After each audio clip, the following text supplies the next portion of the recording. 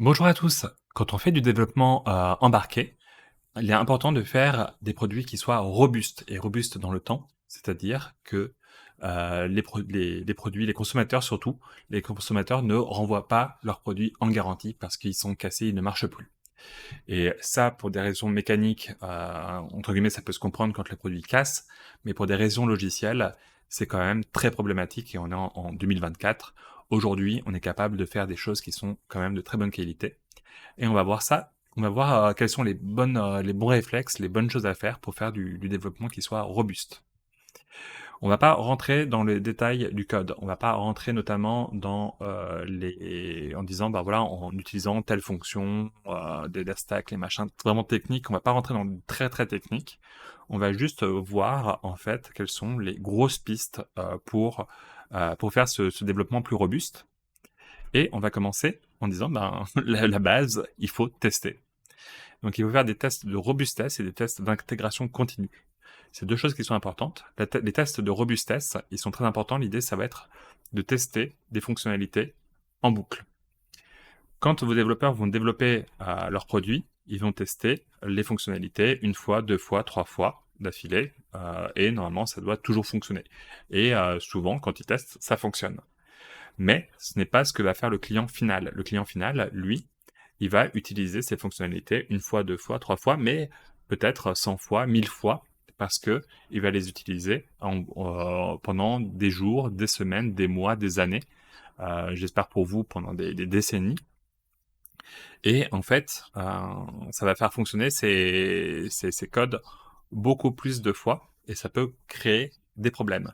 Donc les tests de robustesse, ils sont importants pour pouvoir tester en boucle vos applications.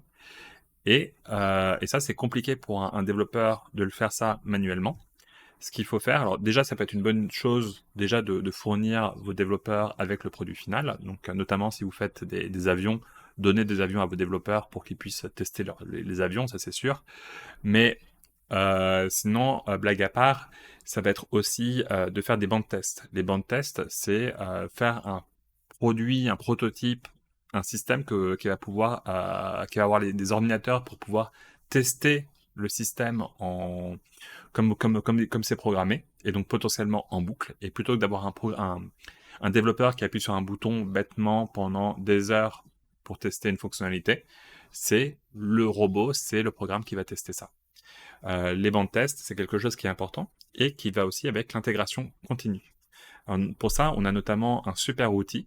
Il en existe d'autres, mais un super outil open source qui, je crois, qui est fréquent, c'est Jenkins. Jenkins, c'est un outil qui vous permet de faire des tests d'intégration continue, c'est-à-dire que à chaque fois que vous allez créer une nouvelle version de votre logiciel, vous allez pouvoir lancer sur des serveurs de bandes test, en fait, vous allez pouvoir lancer sur vos bandes test finalement les tests et autant de tests que vous voulez. Jenkins va vous dire, bah voilà, ça passe pas. Et si ça passe pas, à ce moment-là, on n'intègre pas ça pour de vrai au logiciel. Donc voilà, ça c'est un outil qui est extrêmement efficace et qui est vraiment utile pour pouvoir faire du développement qui soit robuste et notamment avec ça qui puisse survivre à des tests. Et ce qui est très intéressant avec ça, c'est que alors, vous ne pourrez pas faire des tests forcément exhaustifs, hein, vous ne pourrez pas tester tout ce qui existe dans toutes les conditions possibles.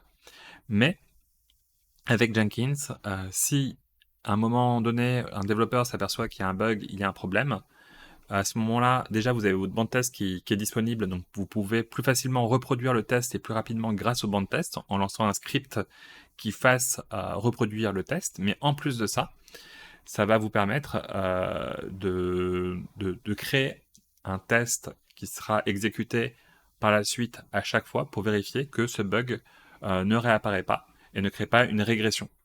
Donc voilà, les tests, c'est quelque chose de très important pour améliorer et fiabiliser énormément vos logiciels. Même si vos logiciels sont buggés, les bugs sont cantonnés à ce qui est en dehors des tests. Voilà. Ensuite, pour pouvoir limiter les bugs et détecter les bugs, c'est intéressant de faire du power monitoring. Alors qu'est-ce que c'est? Ça va être de la mesure de courant et de l'analyse de mesure de courant. Et ça peut se faire en deux étapes, en de deux manières différentes. Ça va être soit de faire de l'analyse de vos bandes test. Donc vous pouvez ajouter ça sur vos bandes test des appareils d'analyse. Donc, par exemple, le Power Monitor de Monsoon, ou ça c'est une carte d'Analog Device, ça, c'est la DLM. Donc c'est des cartes, des outils que j'ai et qui permettent en fait derrière de scripter et de récupérer l'information de consommation de vos produits en, avec un monitoring par milliseconde pour savoir précisément à quoi ressemble votre consommation électrique. Ça, c'est important parce que ça va vous permettre déjà de savoir, d'estimer la consommation de vos appareils dans le temps. Donc, si vous faites de la très basse consommation, vous vérifiez que vous consommez vraiment peu et vous pouvez estimer la durée de vie d'une batterie, par exemple. Mais ça veut dire aussi que s'il y a un bug, généralement, le bug, ça va entraîner une surconsommation à un moment donné, pendant plus ou moins de temps. Et cette surconsommation-là, en fait, elle montre un dysfonctionnement. Donc c'est un bon moyen de voir un bug alors qu'on ne le voit pas de manière logicielle, et alors que en termes de fonction, vous avez l'impression que tout fonctionne correctement. Donc ça, c'est des outils sur les bandes test, mais cette mesure de consommation, vous pouvez aussi la mettre en place sur votre appareil final.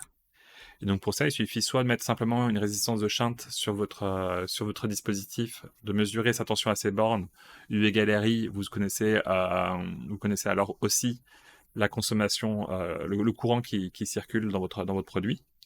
Là, il y a des soucis à ça, notamment sur l'autoconsommation et la consommation nécessaire à l'usage, à la lecture de sa propre consommation.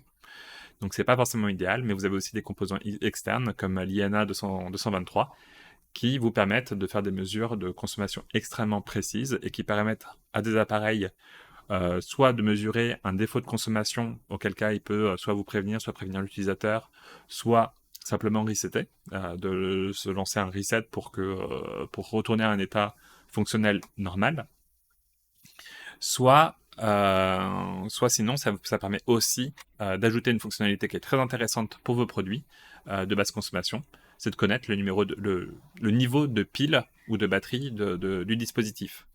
Et grâce à ce genre de système, de mesure de courant, vous aurez une mesure du niveau de batterie beaucoup plus précise que avec simplement la mesure de la tension au niveau de la batterie. Voilà. Alors, donc tout ça, c'est des choses qui sont très difficiles à mettre en place, qui sont coûteuses, mais qui, dans le temps, vont vous rapporter en temps de développement, en temps de debug et en qualité de produit. Une autre chose qui est importante, ça va être vraiment de séparer les fonctionnalités. Ça peut se faire au niveau du code ou ça peut se faire au niveau hardware. Au niveau du code, c'est assez simple. Dans l'idée, vous avez votre processeur. Il va faire tourner du code applicatif et par exemple du code temps réel. Séparer l'applicatif du temps réel. Comme ça, si l'un des deux crash, l'autre peut démarrer le premier. Ça il faut faire une communication qui soit fiable entre les deux, mais vous pouvez le faire dans un simple et même device, dans un simple et même appareil et processeur. Mais en séparant les choses, au moins vous pouvez tester les choses séparément et limiter les problèmes. Plus vous allez séparer, plus ce sera facile de tester les choses point par point et de vérifier que chacun de vos blocs fonctionne. Si vous avez juste un bloc géant à tester comme une grosse boîte noire, ce sera très difficile à tester dans son ensemble.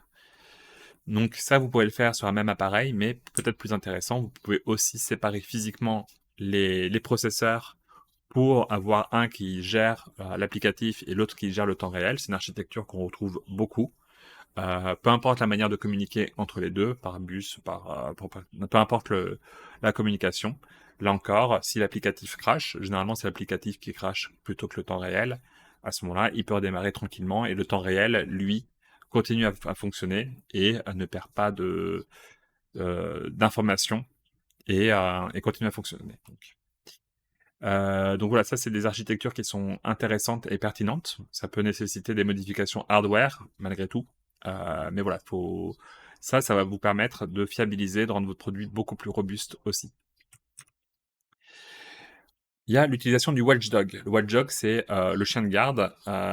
Lui, qu'est-ce qu'il doit faire en fait? Qu'est-ce que c'est qu'un watchdog? C'est un compteur, ou plutôt un décompteur. On lui donne un chiffre, par exemple 300 pour 300 secondes, et il va compter 300, 299, 298 et ainsi de suite. Et quand il arrive à zéro, eh ben, il envoie un signal, et généralement donc c'est un signal de reset pour redémarrer le dispositif.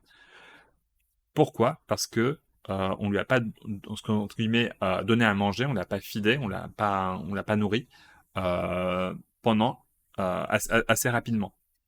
Et donc en fait, c'est cette architecture qu'on retrouve dans beaucoup de microcontrôleurs, mais pas que, où on a un applicatif qui va envoyer un signal au watchdog pour que son compteur 300, 299, ainsi de suite, revienne, soit réinitialisé à 300, et comme ça, le watchdog n'envoie jamais son signal de reset à l'applicatif parce que le watchdog ne meurt jamais de faim.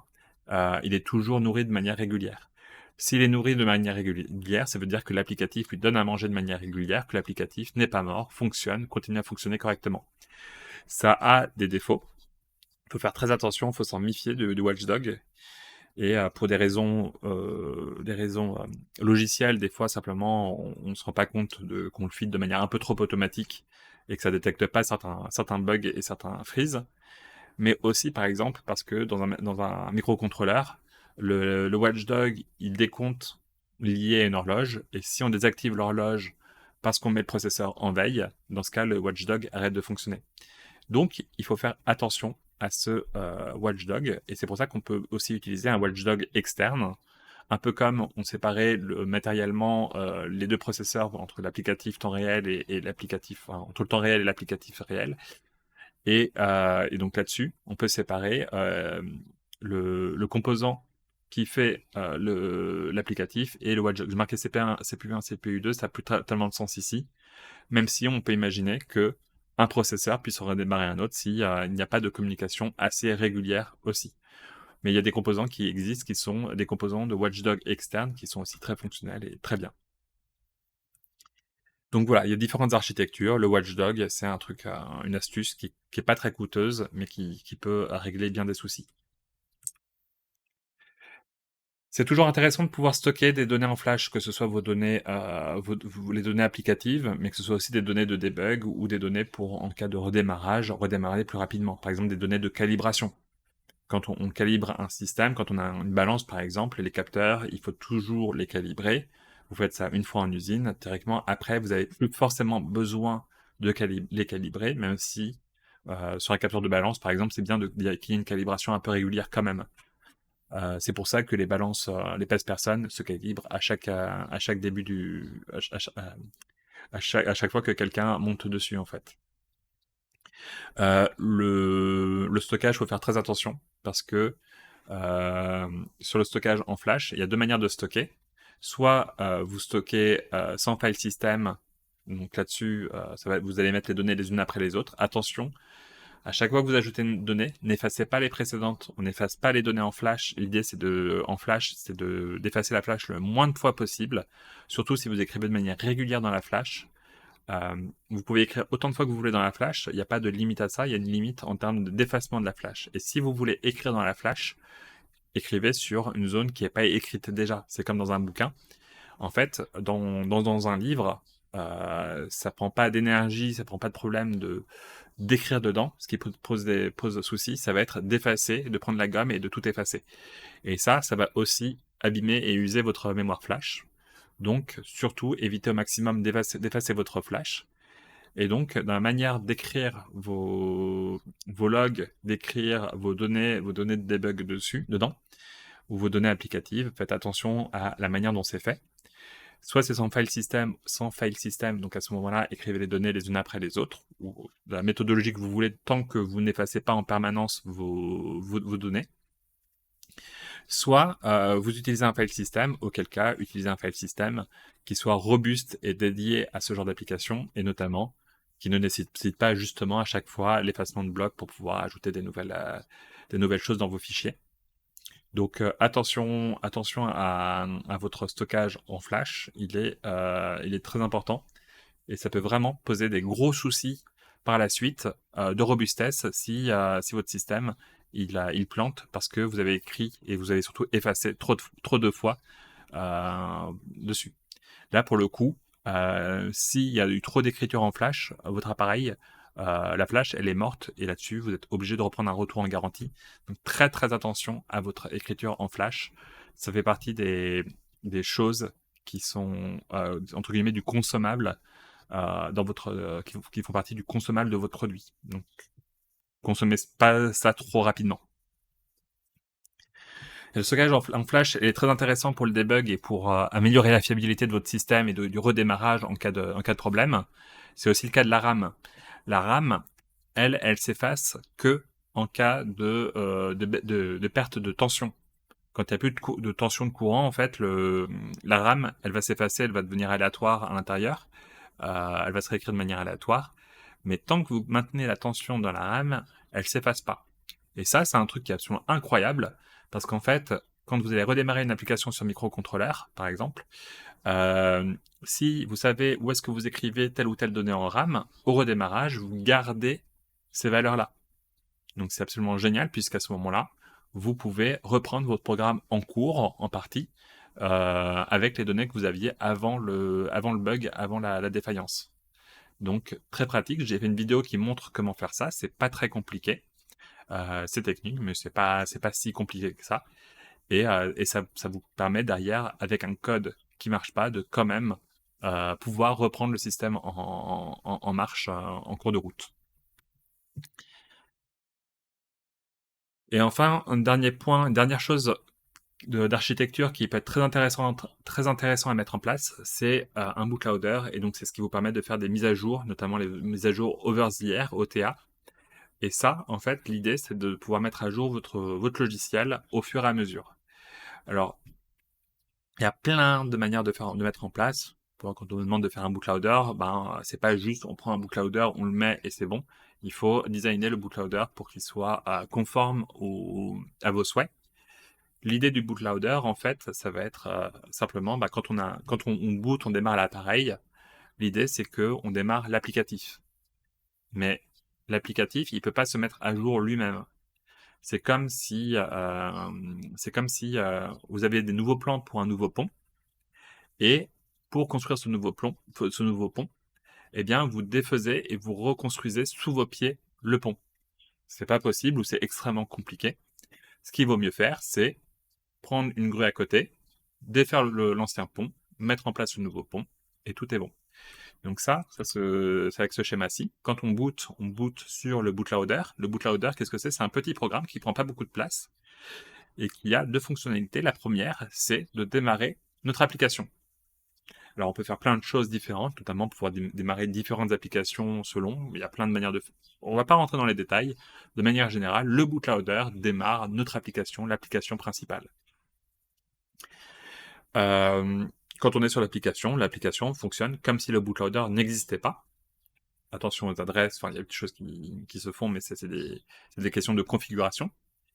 Quand on démarre, le bootloader, lui, il démarre l'application. Mais à quoi sert le bootloader? Il sert, en fait, à ce que, dans certains cas, et ça, c'est à vous de le définir pour que votre programme soit robuste, dans certains cas, il flash l'application.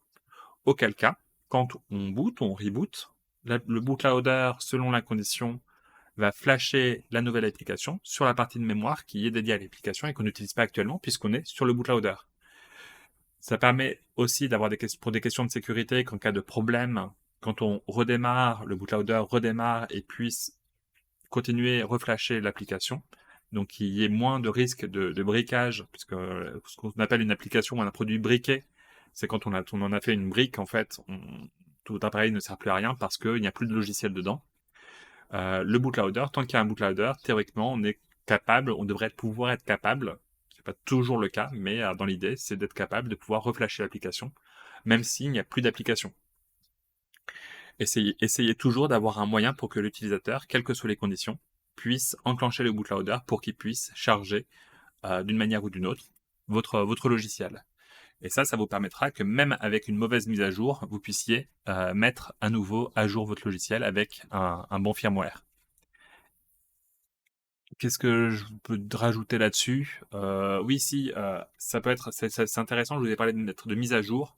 La question de la transparence, elle est très intéressante aussi. C'est la question de là-dessus, sur une question un peu business, en fait. Est-ce que l'utilisateur doit savoir que son produit est mis à jour?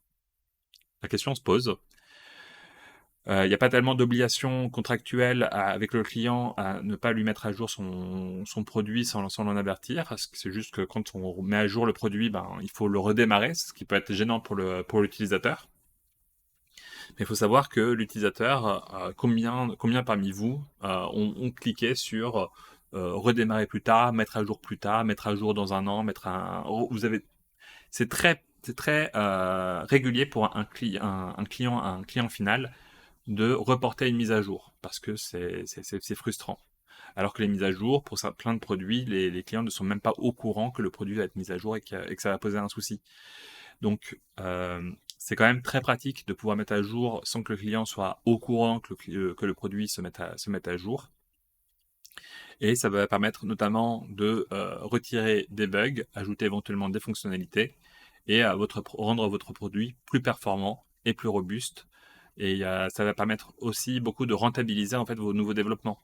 C'est-à-dire que quand vous développez une nouvelle version, une nouvelle mise à jour de sécurité, de bugs, de ce que vous voulez, c'est quand même important que l'utilisateur il mette il fasse cette mise à jour. Sinon, ça aura servi à rien que vous ayez fait cette mise à jour puisque l'utilisateur ne l'utilisera pas. Donc, cette question des mises à jour, elle est très intéressante, très pertinente. Et là encore, c'est quelque chose à mettre en place qui est long, coûteux.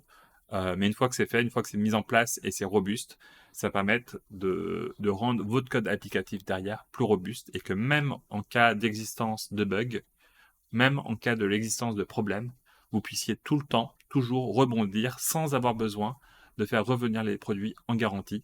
Je vous rappelle que c'est le but à la base.